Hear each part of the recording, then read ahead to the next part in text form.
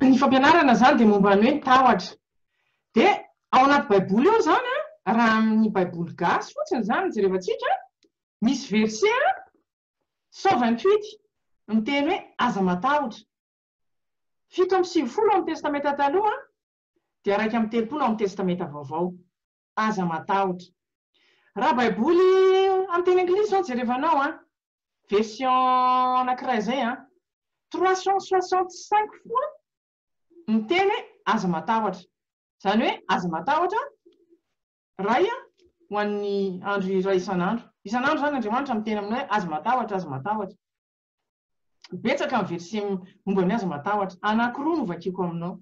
Dia ao amin'ny Isaia 2:7 manao hoe aza matahotra ianao fa momba anao aho. Ary aza mierikerika foana fa izao no Andriamanitra ao. Mampahery anao aho sady mamonjy anao. Mitantana anao amin'ny tanana ankavanan'ny fahamarinako aho. Aza matahotra izy Andriamanitra mantsy ny Isaia. Aza mierikerika ianao hoe aza matahotra ianao ninonino. Za momba anao. Za nge mampahery anao miencourager anao za foana namonjy anao hatramin'izay dia mitantana anao na dia ohatrany tsy tapanao raha indraindray mitantana anao foana amin'ny tanana ankavanan'ny fahamarinako. Dia Jeremia mpaminany koa ny tenenin'i Jehova. Satria Jeremia zany tamin'ny antsoin'Andriamanitra mbola zaza, tsy fantatra hoe firy taona fa mbola zaza. Dia hoy Jehova tamiko hoe aza manao hoe mbola zaza fa andeha amin'izay rehetra nirahako anao ianao izy.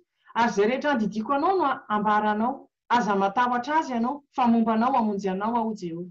Andriamanitra zany rehefa maniraka antsika dia momba antsika izy. Dia miteny hoe aza matahotra. Tiako tadidivanao isan'andro zany, isaky mifoha ianao dia ohatrany alefy sary an-tsaina, imagine eo Andriamanitra miteny anao hoe aza matahotra.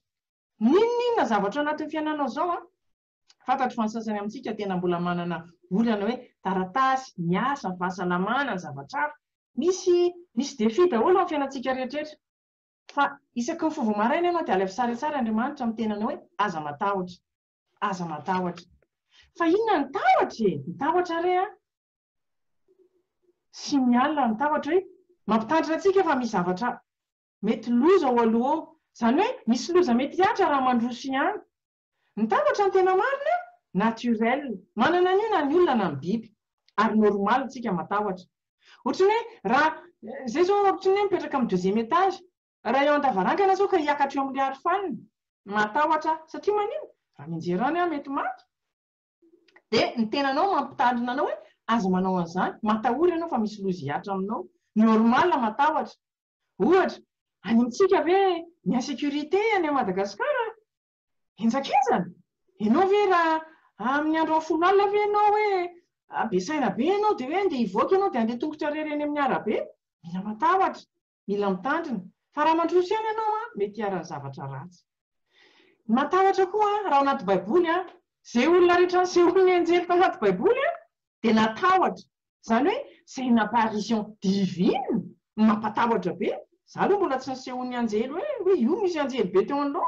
Fa tena impressionant angamba zany mety mangofotra ianao. Ny sasany mantsy nianjera tamin'ny tany mihitsy ohatran'ny Daniel nangofotra. Natahotra nisehoan'ny anjely. Nisy anjely koa nefa niseho tamin'ny olona ohatran'ny tamin'ny Abrahama, ohatran'ny aparansana olombelona tsy nampatahotra. Fa rehefa zavatra tsy mahazatra antsika dia mampatahotra. Zany hoe ny expérience surnaturelle koa mety mampatahotra dia miteny foana ny anjely hoe aza matahotra. Satria nga ohatrany hoe ho faty eto raha mihetsika eto. Izay nga mba mety tao anatin'ny sain'ilay olona. Inona koa zavatra mety atahorantsika? Zavatra tsy fantatritsika any amin'ny ho avy. Incertitude. Manahoana kay ao aorian'ny Covid tsisy malala. Roviana kay Covid no tapitra tsisy malala. So sanatria ave mba ho tratran'izany fiarovana amin'ny vavaka sy ny rahan'i Jesosy moyen naturel koa miaro anao. Misy zavatra tsy voafehy na tsy voakontrôle dia matahotra ny olona. Misy karazany olona tia mikontrôle ny zavatra rehetra mitranga amin'ny fiainany. Fa na dia hatramin'ny olona manodidina azy izay tsy ara-baiboly aloha ilay mikontrôle olona. Tsy natao an'izay. Fa raha vao tsy manana contrôle kely izy dia matahotra. Matahotra. Inona koa mety mahatonga ny tahotra? Ny imagination antsika. Manahoana ilay zazakely rehefa andeha hatory dia matahotra raha vao maty ny jiro. Maninona ka izy matahotra? Mety mieritreritra izy hoe misy monstre eo ambany fandrianao angambany. Misy aliko ry mihetsiketsika. Na antsika olon-dehibe raha mety matahotra rehefa maizina be. Izany hoe ny imagination antsika mamorona zavatra tsy misy fatahorantsika mety hitranga. Ny ankabeazan'ny tahotra nefa raha ny zavatra hoe no avy sy ny imagination amin'ny ankapobeny zavatra tsy hitranga mihitsy probable fa le imaginationtsika indray manao zavatra ngeza be mamorona zavatra ngeza be dia matahotra tsika. Fa rehefa tafahoatra loatra ny tahotra lasa irrationnel dia zay le miditra amin'ilay fahotana ianao.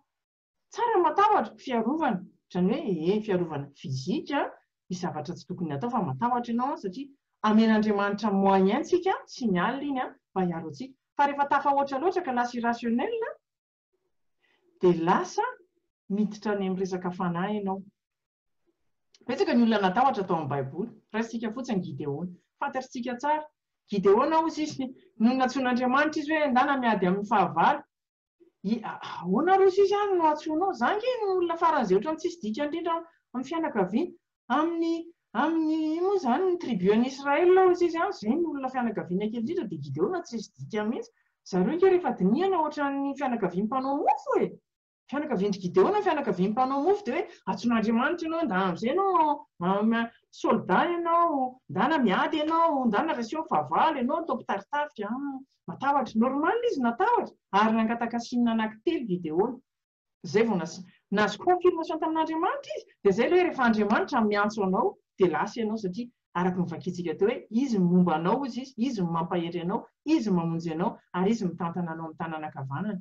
Dia lasa Gideona nefa nahazo toko Andriamanitra miaraka aminy. Fa betsaka ny olona matahotra fa na Mosesy fantany angehitra ny voaloha Mosesy angehitra tamin'izy mbola prince tany Egypte dia efa fantany hoe natao hanafaka ny vahoakan'ny Israely izy fa lasa lolo loatra koa izy tamin'ilay antsony dia namono an'ilay Egyptiana dia vao voatery nitsoaka tany anefitra. Fa na Mosesy raha no nisehon'Andriamanitra natahotra ahoana no zangy tsy mahay miteny izany irahanao. Andriamanitra kosa ohatran'ny miantso olona izay tsy eritreretin'ny olona hoe mendrika an'ilay antso raha nitsika olombelona izany mijery hoe fa iza koa iny. Jerevo ary izy olona tsy mana diplôma akory iny koa ahoana ny andehanao inona itory-teny ahoana andehanao zavatra be ho aiza. Tsy lasa iny raha fijerintsika fa Andriamanitra manana planina ho an'ny olona. Andriamanitra ozy izy mijery ny ao anatiny fa tsy mijery ny ivelany. Ary Andriamanitra miekipe atsika. Andriamanitra zany tsy miantso olona qualifié fa Andriamanitra miqualifié ny olona tsony. Andriamanitra miekipe ny olona tsony dia Andriamanitra manatanteraka an'ilay izy. Fa ny tahotra rehefa tafahoatra lasa irrationnel. Maninona ka tsika rehefa matahotra diso tafahoatra tsy mahavita zavatra sain'Andriamanitra ataontsika. Aleo ianao hijanona amin'ny zone de confort Andriamanitra fa ohatran'ny mihinjana be izany zavatra sainao ataoko izany tena tsy haiko izany. Efa metimety amin'ny fiainako fa aza kotabaisina tsony aza kotabaisina fa mamaky baiboly isan'andro dia miara-mivavaka izay rehefa zoma hariva sabosy sy lahady dia mifampy izay fa aza elingelenina loatra aza elingelenina loatra fa efa mety amin'ny fiainako. Nefa fantatrao anatinao misy zavatra lehibe nasain'Andriamanitra ho ataonao, niantsoan'Andriamanitra anao. Miparalysé antsika ny tahotra rehefa tafahoatra loatra. Araka ny voasoratra ao amin'ny Timoty, haitsika tsara ity. Ilay Timoty 2:1-7 manao hoe fa tsy nomen'Andriamanitra fanahy osy sika fa fanahy mahery sy fitiavana ary fahamonina-tena. Raha ny version teny vazana amin'ny teny anglisy vakianao dia hoe esprit de peur. Tsy namen'Andriamanitra fanahy ny tahotra ianao. Izany hoe ny tahotra rehefa tafahoatra lasa fanahy. Mandinika an'ilay resaka Covid ity izany. Betsaka ny olona matahotra. Tena hoe matahotra. Tsy manamaivana an'ilay aretina sanatria. Ary tena mitandrina mihitsy za zao mandeha train isan'andro ary mitandrina. Mametaka masoka ianao, manasa tanana ianao, manao gel ianao, manisy distance ianao rehefa azo atao. Fa tena hitako hoe misy olona manana peur irrationnel an'io zavatra io. Mandeha tongotra irery eny amin'ny arabe ary izy dia manao masaka. Mandeha irery amin'ny lalana malalaka be izy manao masaka. Fa maninona? Ilay izy tafahoatra loatra dia lasa matahotra. Satria koa maninona matahotra? Satria io foana no jerevana isan'andro isan'andro. Impolo isan'andro izy mijery vaovao momba an'io foana. Jerevana amin'ny Google indray hoe firy ny cas tany Frantsa hoay lasa be dia be, firy ny maty, firy ny inona. Io indray avy eo dia mbola voizinao amin'ny réseaux sociaux. Io foana ny zavatra rehefa vokisanao anao foana, iny zany ny sakafo hohaninao foana. Mijery ianao dia miteny ianao dia miresaka ianao dia miaina ianao. Izay foana dia lasa ngeza be ohatran'ny tendrombohitra dia mibahana ao anatin'ny sainao sy ny fanahinao dia miditra ny tahotra. dia lasa irrationnel le tahotra.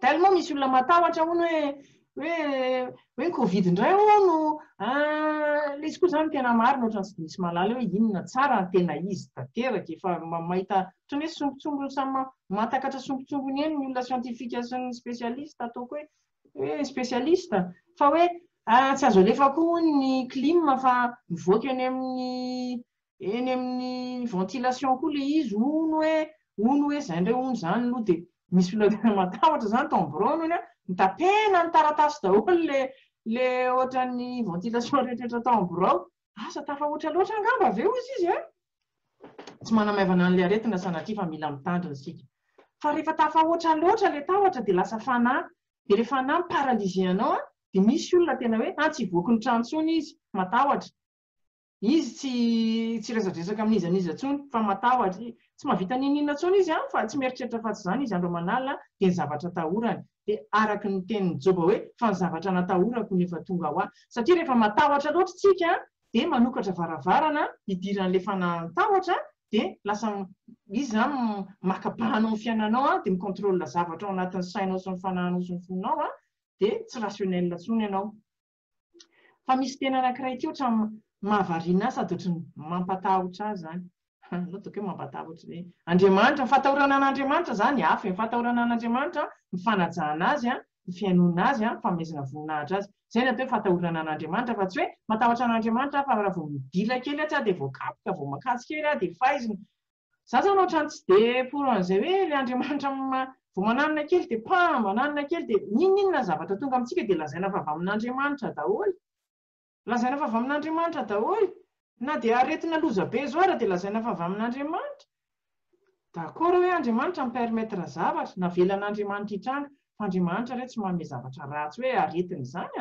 Andriamanitra tsy mamono olona koa hoe vonon'Andriamanitra le olona fa misy zavatra tsy takatry ny saintsika dia aleo apetraka amin'izay fotsiny le izy fa amin'ny Jeremia ao misy teny manao hoe Andriamanitra miresaka amin'ny mpaminany Jeremia zany fa ianao kosa ozy izy dia miskiny ary miomana ka lazao aminy izao rehetra andidiko anao izao lazao amin'ilay vahoaka zany aza matahotra andreo ianao izy fa andao dia ataoko raiky tahotra eo anatrehany ianao aza matahotra andreo ianao fa andreo dia ataoko raiky tahotra eo anatrehany ianao zany hoe raha matahotra kosa antsika dia vao mainka avelan'Andriamanitra matahotra koa ianao dia ohatran'le tadidinareo le tamin'ny Farao sy Mosesy tamin'ny le hoe hivoaka any Egypte le hoe plus Farao nanda tsy handefa ny zanak'Israely dia plus namafisin'Andriamanitra ny fony zany hoe ny olona zany rehefa mafy loha ka tsy manao ny sitrapon'Andriamanitra ka miteny foana ny tompo teny indray teny indroa teny intelo miala nenina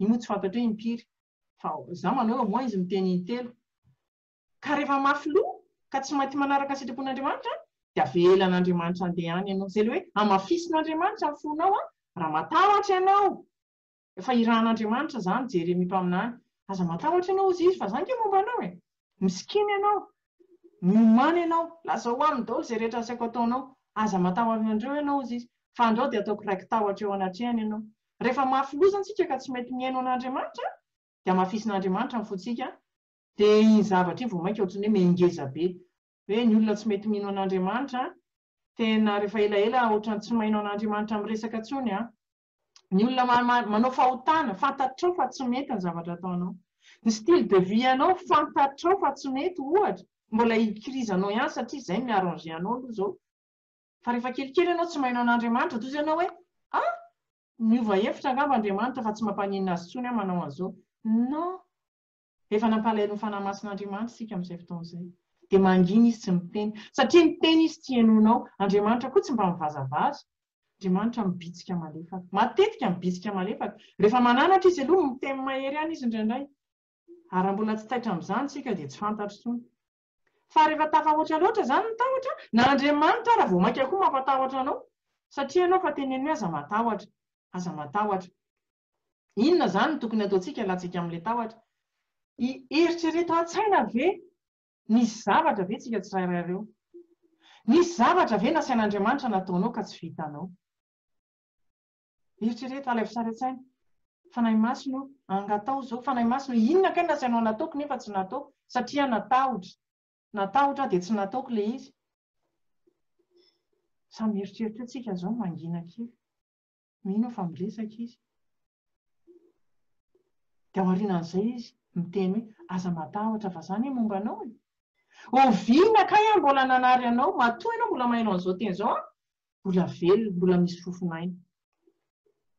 Inona no tokony ataontsika alatsika amin'ilay tahotra voalohany indrindra, tsarovy izay efa zavatra famonjena sy fahagagana nataon'Andriamanitra anao. Tsarovy, mitodia, na resaka aretina io, na resaka tsy fahampiam-bola io, na resaka visa io, na resaka relation io, na resaka fitiavana io, na resaka inona io, na resaka accident io. Inona ny zavatra efa namonjen'Andriamanitra anao? Manao todika mijery kely tsika, tsy maintsy efa nisy tao. Raha tsy mahita mihitsy ianao aloha dia mba mahagaga ihany izy dia mba mauvaises foi. Fa misy efa namonjen'Andriamanitra anao tao anatin'ny fahagagana, tao anatin'ny miracle, tao anatin'ny zavatra tsy nampoizinao, fa niaro anao Andriamanitra. Ary firy ny zavatra niarovan'Andriamanitra antsika tsy fantatritsika akory. Ny accident, impiry izaho zao, nefa saika maty ny accident, fa tena hoe ao anatin'ny ranom-pimaso ohatran'ny misy zavatra mananina fotsiny hoe tadidiko mihitsy tamin'ny mantenty tany Paris tany taloha. Dia hiampita ny arabe miaraka amin'ilay namako. Dia mijanona eo amin'ilay miandry an'ilay feu izany hoe rehefa rozy. Dia amin'ilay passage cloutier amin'ny trottoir izany tandrifiny iny mijanona. Ka naka sisiny be mihitsy kosa aloha teo akaikin'ilay arabe. Tsy tonga saina mihitsy ay moa le lalana ilay à droite indrindra hoe passage bus. Fa ao anatin'ny raim-pimaso ohatrany somary niemotra ray-pa, nisy bus nandalo mafy be mihitsy teo alohako. Izany hoe raha tsy nietsika izany dia voafoakan'ilay bus dia efa maty. Fa mbola ny tanan'Andriamanitra mahery ny tantanana sy niaro any, sitona. Ohatrany niemotra ray-pa kely fotsiny nandalo ilay bus teo aloha. Ary lehilahy manko no teny hoe oe, sika voadona amin'ny bus ianao. Ah oui, sika voadona amin'ny bus. Saka voadona amin'ny bus. Betsaka mihitsy. Betsaka ny zavatra efa namonjen'Andriamanitra antsika. Zay ny tsy atahorako, ninona mitranga amin'ny fiainako Andriamanitra, efa nandalo zavatra mafy mbola teo foana ianao namonjy ahy, ary tsy nanary ahy. Matoky aho fa miaro ahy ianao, ary ny anjelinao mitoby manodidina araka ny teninao. Tadidinareo Davida, tany Ziklag, le nandeha niantafika izy dia niverina tao Ziklag izy niaraka tamin'ny lehilahy rehetra miaraka aminy, ny lehilahy maherin'i Davida, dia mivady aman-janaka zareo sy ny fananany rehetrarehetra amin'ny babon'ny Amalekita dia lasa. Inona nataony? Tomany. Ary ilay olona rehetrarehetra nanaraka azy saika nitora-bato namono azy. Inona nataon'i Davida voalohany indrindra? Nitodika tamin'Andriamanitra. Nampaherin'ny tenany tamin'i Jehovah Davida. Inona kay ny dikan'izany? Mino aho fa nataon'i Davida dia mivavaka hoe Andriamanitra tsy mbola nanary ahy ianao hatramin'izay. Momba ahy foana ianao hatramin'izay. Name amin'ny fandresena foana ianao hatramin'izay. Ka dia matoky aho fa amin'izao fotoan'izao koa dia mbola hamonjy ahy ianao. Ary noho ny efa mivavaka nakataka tokoa izy hoe hotratrako very ndany anjeo fa hotratranao izy Andriamanitra. Dia lasa izy nandeha ohatran'ny parazara nisy an'ilay Amalekita le mpanompo efa vizana iny dia nomeny sakafo dia natorony hoe ary dia tratra dia voavonjy daholo le babo rehetrarehetra. Raha ohatra misy zavatra mampatahotra antsika ohatran'ilay Covid, aza mandany andro isan'andro indroapolo isan'andro miseho documenté momba an'izany, izay omentsika toerana ao anatin'ny fiainantsika dia mitombo. Ohatrany hoe vokisana foana ilay izy, ohatrany hoe misy zavatra ompiana izany ao dia mena sakafo kely dia mitombo ka. Dia rehefa mitombo izy dia lasa matanjaka be izy avy eo. Fa aza miresaka an'izany, aza tsara manaraka vaovao tsika, mba ahafantarantsika eo inona mesura tokony raisina. Fa tsy foana ny fatoan'ny sainao mandritra ny andro sy ny alina sy resahanao tsy mitsahatra. Misy ny atao hoe principe de remplacement. Tsy lofinoana ny tahotra ao. Ohatrany hoe hitanao ny ankizy kely, na ny olona moa izany tsy ny ankizy kely fa ny olona en général, rehefa teneninao izy ohatrany hoe ny ankizy kely izao ny anahy dia haiko tsara. Aza mikasikasika an'io fa mama io.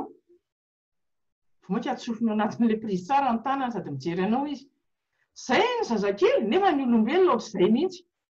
Ohatrany hoe ohatra, te hiala sigara ny sasany.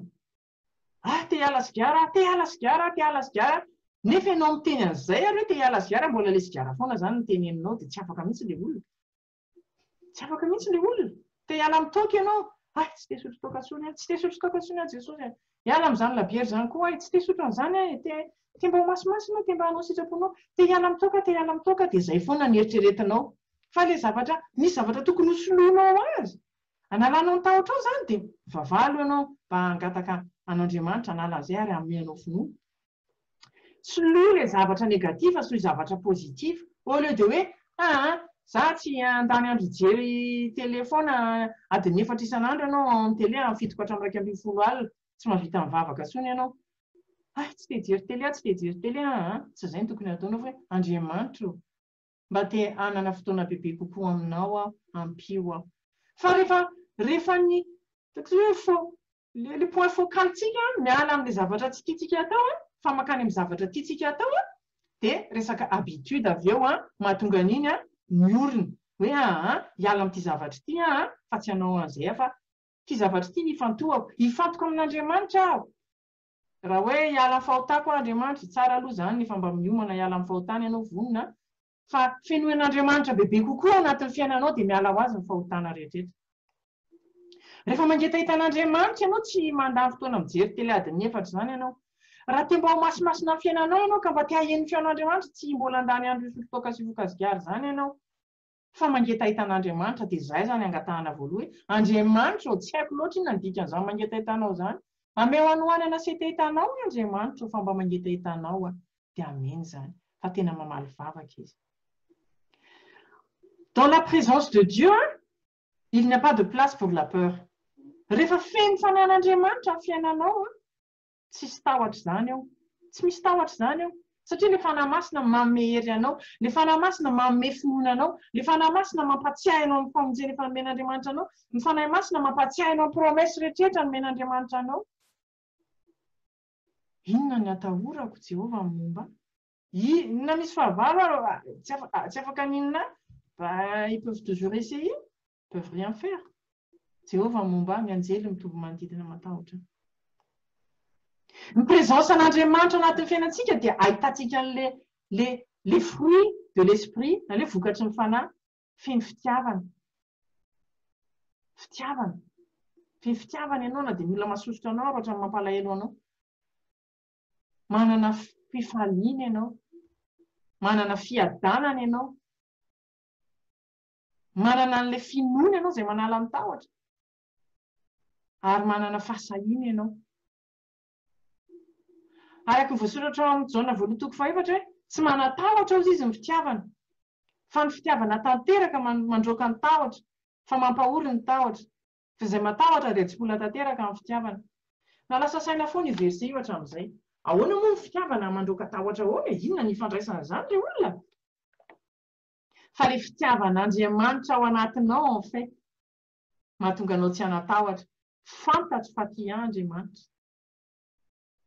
Enao ve raha miteny ianao izao ntaontsika hiteny daholo samy any an-trantsika. Fantatro fa tia Andriamanitra. Tena mino ve ianao? Hoe fantatro fa tia Andriamanitra. Tena fantatro. Ohatra ny fitiavan'Andriamanitra an' Jesosy ny fitiavany. Na zary ary ny olona teto ambonin'ny tany tonga Jesosy maty namonjy fantatro fa tia Andriamanitra. Atahotra inona ary tsy matahotra. Fantatro fa tia Andriamanitra. Izany akory tsy midika hoe tsy manana problema intsony isika. Amin'ny olombelona antsika manana. Fa fantatro fa tia Andriamanitra. Efa vahany daholo ny problema hatramin'izay. Misy ary mbola tsy fantatro hoe ahoana ny hamahany azy. Tsy haiko.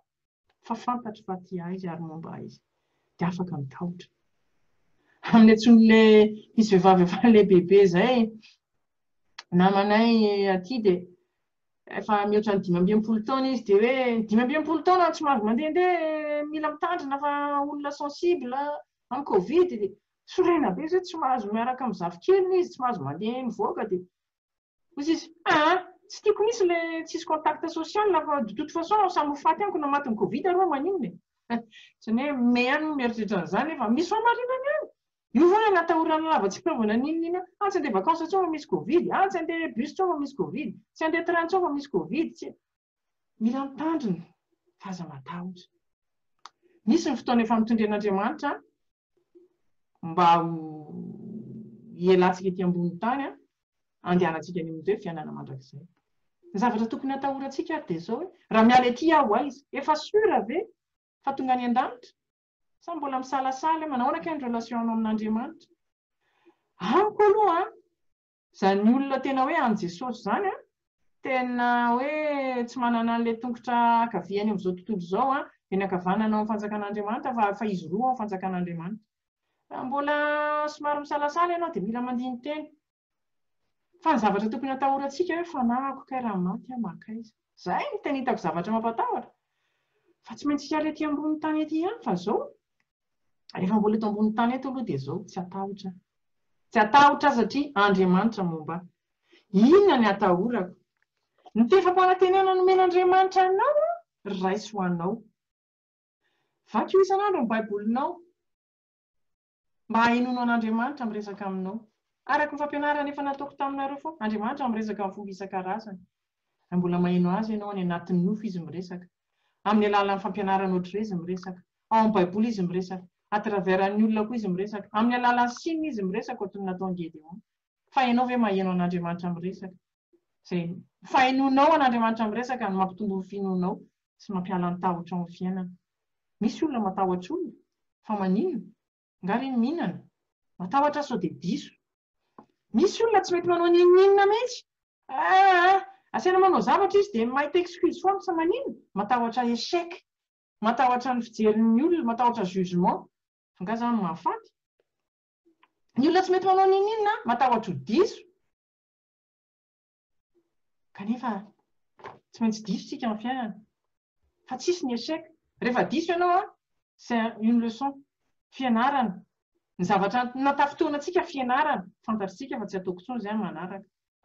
Fa raha matahotra foana tsika dia tsy hanao ninina amin'ny fiainana. Ny olona be excuse dia ny olona matahotra. Ary mampatahotra ilay teny tao amin'ny apokalipsa teo hoe ny olona kanosa sy sarotahotra dia ampitovian'Andriamanitra kategoria amin'ny olona be fahotana. Ohatran'ny mampieritreritra. Misy zavatra tokony nataonao fa tsy nataonao satria matahotra ianao. Matahotra ny fijerin'ny olona, matahotra ny fitsaran'ny olona, matahotra ny échec. Matahotra tsy fantatra, matahotra. Matahotra. Tsy mila matahotra isika fa Andriamanitra momba antsika. Ampahery anao androany hoe aza matahotra. Aza matahotra fa Jehovah momba anao. Aza matahotra fa Andriamanitra eo akaikinao mandrakariva. Aza matahotra fa izy efa nanafaka anao tamin'ny fandrika, nanafaka anao tamin'ny aretina, nanafaka anao tamin'ny zavatsarotra rehetra ary mbola momba anao izy. Ninona situation misy anao ankehitriny ka misy défi, aza matahotra fa Andriamanitra momba anao. Matoky aho fa miresaka amintsika tsirairay fanahy mason'Andriamanitra amin'izao fotoana izao. Mampahery antsika, mampianatra antsika ary miteny amintsika indray ny tompo hoe aza matahotra fa izaho momba anao. Ho vavaka isika tompoko. Aza matahotra. Aoka ho heninay ianao miresaka aminay. Eny fa n'androany alina. Resao anatin'ny nofy Andriamanitra amin'izay rehetra miaina. Aza matahotra. Manana zavatra atahorana izay rehetrarehetra ireo. Manana défi izay rehetrarehetra ireo. Kanefa te ianao hiteny hoe aza matahotra fa momba anao. Tsy herikerika izay Andriamanitra hitodika amin'ny ankavia sy ankavanana fa hizotra amin'ny lalana efa nisoritanao eo anoloanay. Dia lalana mazava miaraka amin'Andriamanitra. Ho tsapanay fa tananao ankavanana mitantana anay tokoa ary ny anjelinao mitoby manodidina anay ka tsy hatahotra izay. Ampaherezy ny fo sy ny fanahy izay rehetra miaina fa tsy hanatahotra fa hitombo amin'ny finoana kosa amin'ny anaran'i Jesosy. Amen.